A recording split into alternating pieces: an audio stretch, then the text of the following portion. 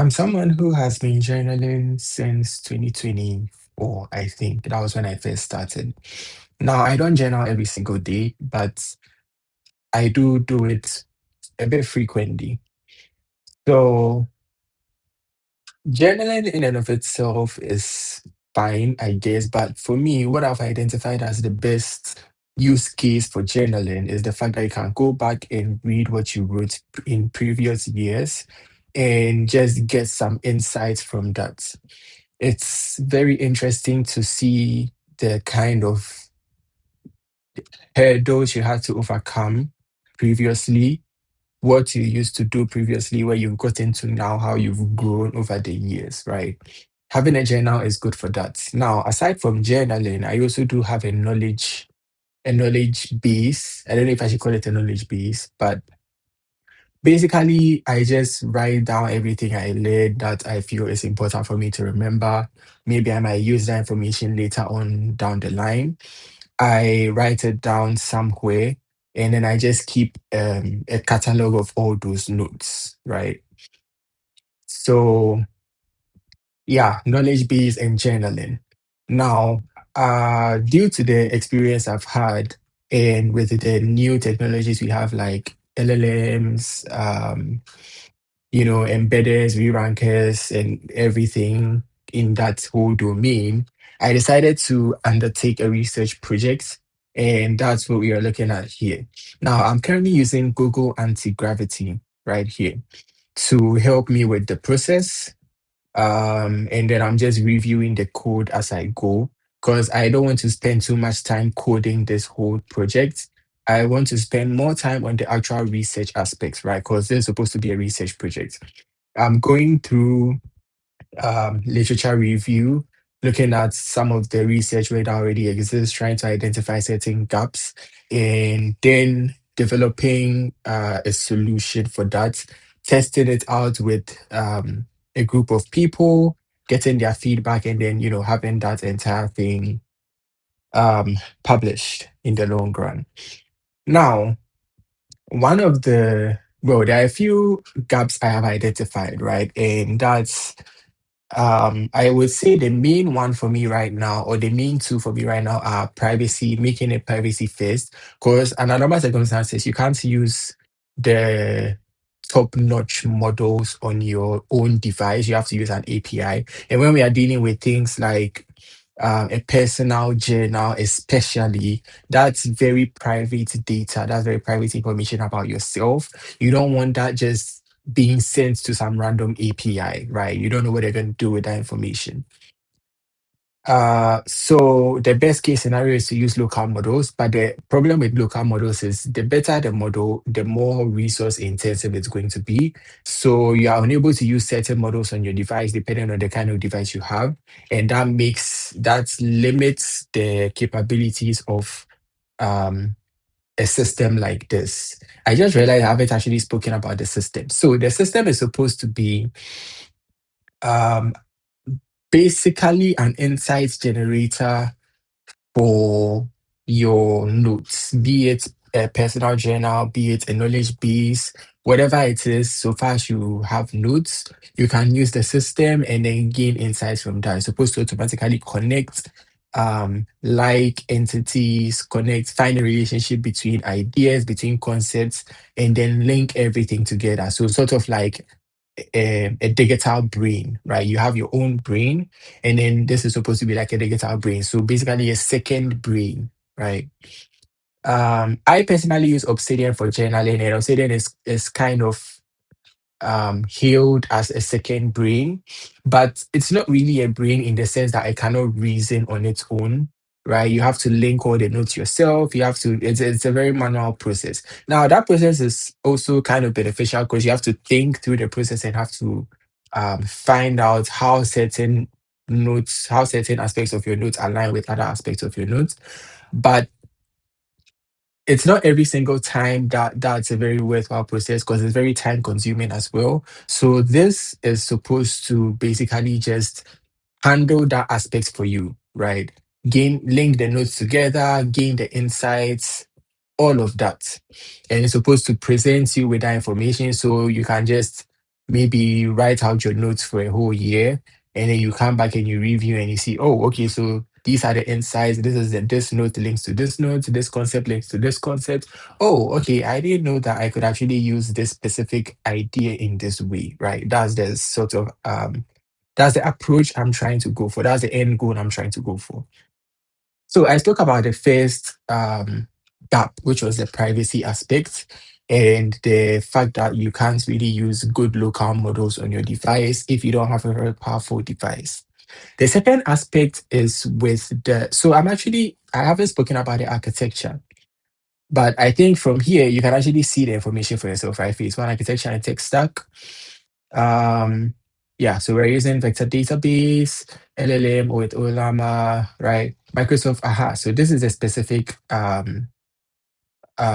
gap that I was going to talk about, right? We're using GraphRAG. Now, according to the research paper that was released by Microsoft in, I think, 2024, GraphRAG actually, it has been proven, and I mean, other projects have arisen or come to light or being undertaken, yes, as a result of this, the research that Microsoft did, right? So GraphRag is basically just retrieval augmented generation, but then it's being represented in a graph format, right? So um, basically okay, imagine Obsidian. If you've used Obsidian before, you know that Obsidian has a graph view. The graph shows you the link between certain nodes, certain tags, certain files, stuff like that, right? Now, the GraphRag approach basically handles those connections for you, right?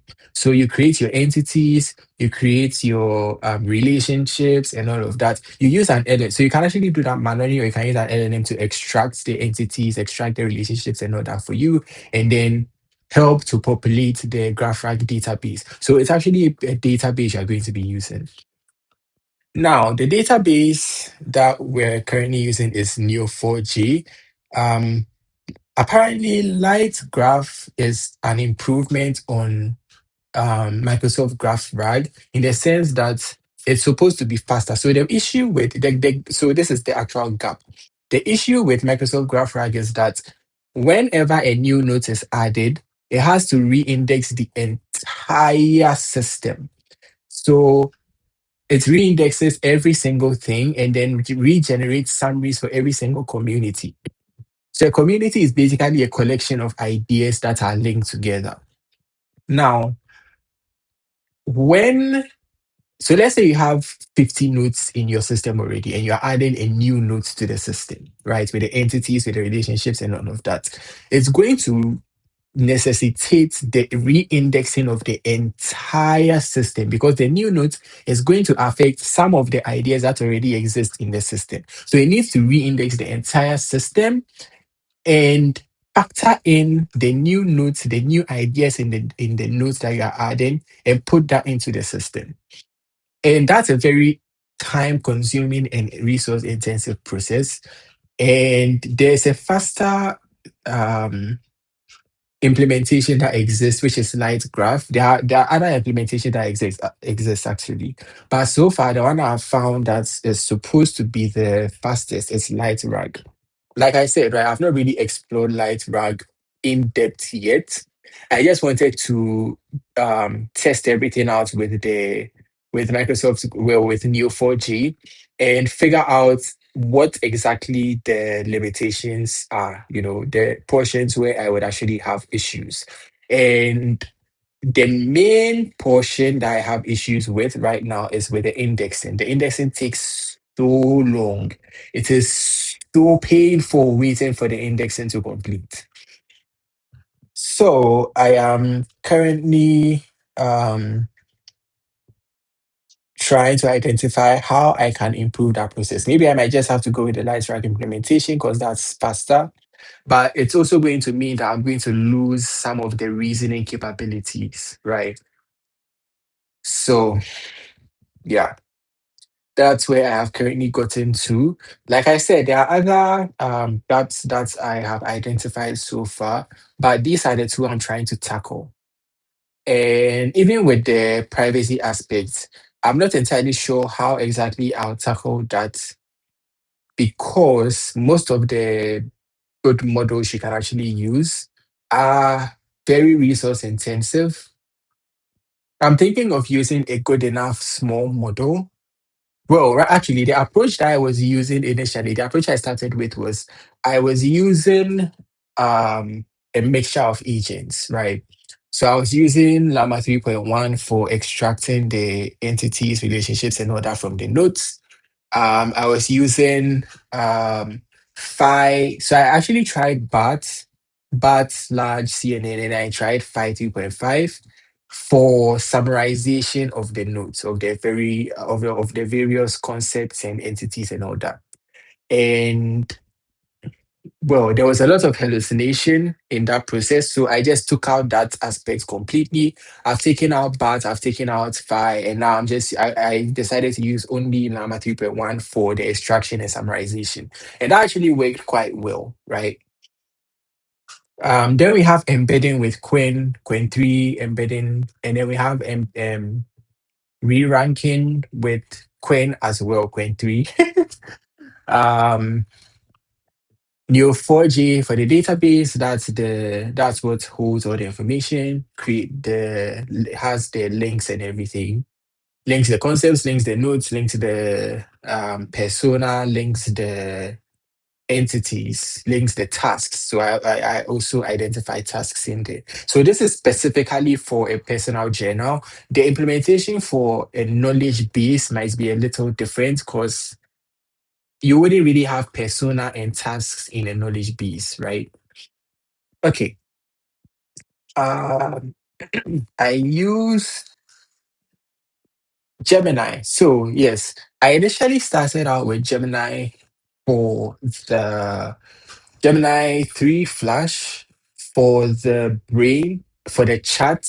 So basically what happens is we take when a question is asked, the results are gotten from Neo4j database. The re-ranker tries to identify the most relevant ones and then gives that to Gemini, and then Gemini gives you the structures out the information for you based on the information it has been given, right? Obviously, we are trying to go privacy first, so I switched to using Llama 3 for that aspect as well. And it worked okay for the most part. But then I also did a bit of research, and the best model to use in this case is DeepSeek R1. Well, actually, there are even better models to use, but still trying to maintain. So we are working within the constraints of my specific device, right? So um, the best model I could use at the moment was DeepSeek R1 14B. I would try to perhaps I might deploy on a server and then try to use the best models capable, just to see if everything would work, how everything would work with the best models available, right? Then I'll try to scale down and make it such that even the smallest models can actually work in this use case. So this system can actually be used by multiple people with different devices and different resource constraints. Because that's the goal, right? Privacy first means we have to find a way of getting the system to work, given the each person's individual resource constraints. Okay, all right. So now, like I was saying, I've switched to DeepSeek R1. So now it's DeepSeek R1 for extraction, summarization, um, Quen for embedding, Neo4j database, Quen for re-ranking, and then DeepSeek R1 again, right? Okay. There are also certain aspects like OCR. OCR we're using. I started out with Marker and Paddle OCR, but now I've switched to DeepSeek OCR. It looks like the whole stack is DeepSeek now, right? And for audio, I'm using Whisper V3 large, or is it large V3? However, so yeah, That's it. These are the tasks. So, like I said, I'm using anti-gravity, and it's been quite sufficient so far, right? So, if you even see here, model switch DeepSeek. Yeah, right. Okay, so this is the introduction of the projects I'm currently working on, the research project I'm currently working on. I have to go back a bit and complete the literature review because I'm actually not done with the literature review. But yeah, I need to complete that and determine that, okay, I'm actually taking the right steps in trying to complete the implementation. Then we move on to the next steps from there. So there's just a little introduction to what I'm building, what I'm working on. And if anyone has any ideas on what I could do to um, fix up the implementation, I would be very grateful for the ideas. If anyone would like to join me on this research project journey, you're welcome. All right, so that's it. Thanks for listening, and I should be back with an update soon.